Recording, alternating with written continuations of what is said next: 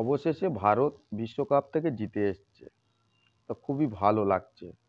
কেননা আমরা ভারতীয়, ভারত জিতে এসছে, আমরা খুবই খুশি। তবে আরও খুশি লাগে আরও কিছু কাজ করে যদি দেয় আমাদের ভারতবর্ষে, আমাদের আরও খুশি লাগবে। সেটা হলো এই যে আমাদের বাজারের যা দাম, আমরা প্রত্যেক গরিব মানুষ রয়েছি, আমাদের গরিবের চাওয়া পাওয়াটা একান্ত দরকার। কি দরকার?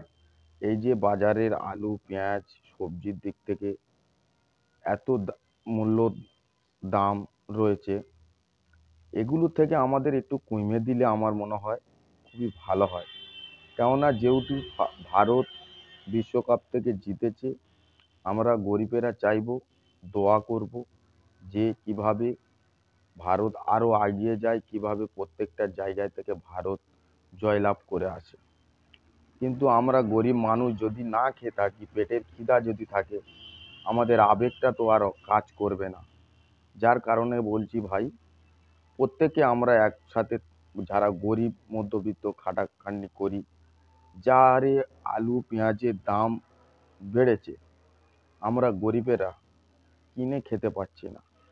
তাই বলবো ভাই, ভারত জিতুক প্রত্যেকটা জায়গাতে। যে কথা হচ্ছে আমরা গরিব দুঃখী ভাইরা সব ভালো আছি কি, সেটাই দেখতে হবে। না হলে আমরা খুশি হতে পারলাম না। কেননা আমরা না খেয়ে যদি আবেগটাকে কাজে লাগাই, তা কোনো দিন হয় না।